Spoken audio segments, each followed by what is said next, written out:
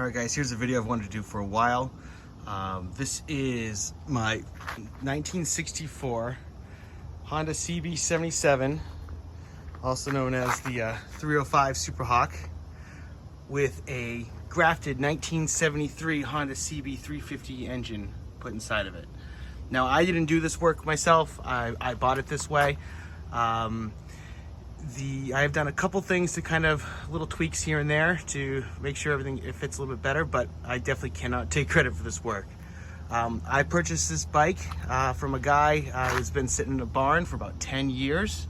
The guy I bought it from said he bought it on eBay, and the bike came somewhere out of the Midwest.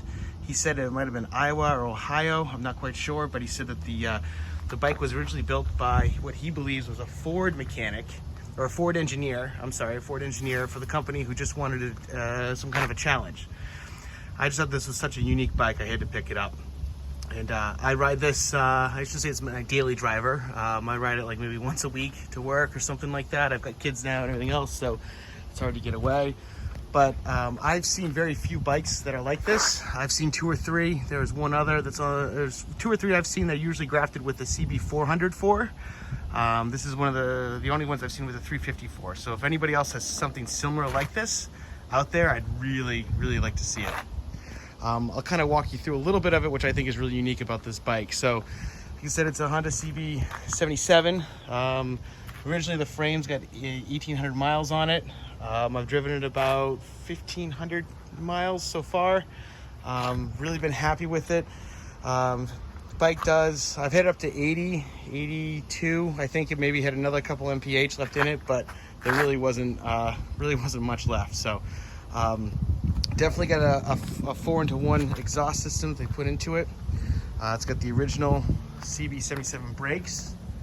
It's got the cb77 frame to it. Okay, a couple things into the details of it. What I thought was really cool is they actually had to flip the tire here. So I believe that this rear tire is actually from a cb350f because the chain drive is on the left side of the bike, not on the right, which is typical of the 305s. One thing I did have to do, if you look real closely, the back end is slightly offset because of this. When I originally got the bike, the tire was way to the left over here. I had to add a little bit of a spacer there so the chain drive, so the tire didn't rub up on the inside up in here. You can see kind of there's still some scarring on the tire from when I found out that it was rubbing. So I had to straighten that up. Again, no big deal with it. I did put that cafe seat on it. I think it's just great. I think it just looks like a typical, like a 1960s cafe style bike, which is what I really like about this. Another interesting thing that they had to do with this bike here, so normally the engine was a stressed part of the member of the frame. So they built up this special bracket that you can see here that comes down and it mounts down in here. I'm blocking the view there. It blocks there to the engine, so it mounts that way. There's nothing else underneath the motor. One thing I will say is the bike is extremely low to the ground. If you crank it hard over to the right or take a hard right-hand turn with it, it will scrape a little bit on the headers. Because of the extra weight, I had to put a spacer in the shocks here. The spacer kind of kept the shocks down. It could have been also just because the bike's so old. But I put that spacer in and basically keeps the front end, it basically gave me another inch or 2 of lift on the front end, which made a big difference with this bike. What's kind of tough is that you can't, if you have to do front end work, like we had to do, you can't rest the bike on anything because the headers are down underneath the belly pan there, so you can't really like put anything up underneath the bike to do it. So we actually had to hang it from the rafters. We've got an Instagram page called Pleasant Street Cycles. You should check it out, but it's in that site, there's a picture of us trying to do the front end work to this bike, and we had to actually hold it up from the ceiling. It was really interesting. Another thing that I thought was pretty cool that they had to do on this bike, these brackets down here are totally custom for the bike, including the mounting bracket for the motor here.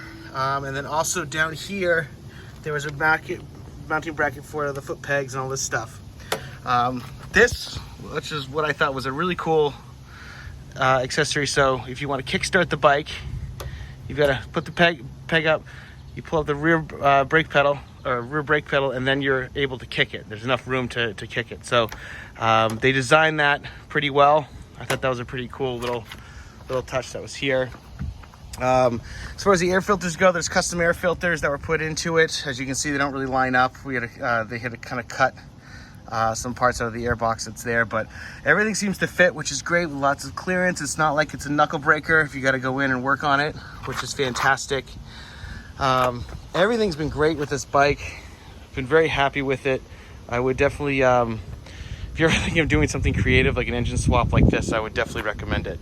It's a pretty cool. Every bike show we go to, it definitely gets a lot of looks, which is great. The bike's a little dirty right now because I've been running it, everything else.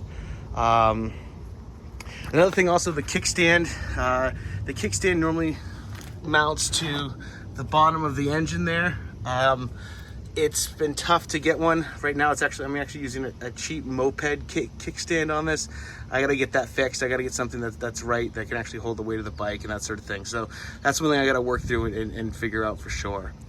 No rear pegs on this. I would love to put a set of rear sets on this now that I've got the cafe seat and I've got the lower bars. I think that's probably the next step, maybe this winter's project. It's there.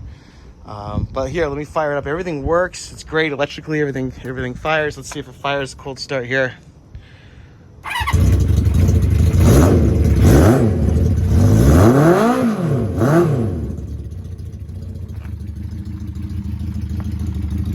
Yeah, it's definitely a pretty cool modification. And if you're thinking about doing it, I highly recommend it. It's very awesome. I apologize, it's probably a really shaky film, but I've been dying to get something like this out. If you guys got any questions, let me know. If you need anything like seen up close or have any questions, I'm definitely more than happy to answer them, whatever I can for you guys. Thanks, have a great day.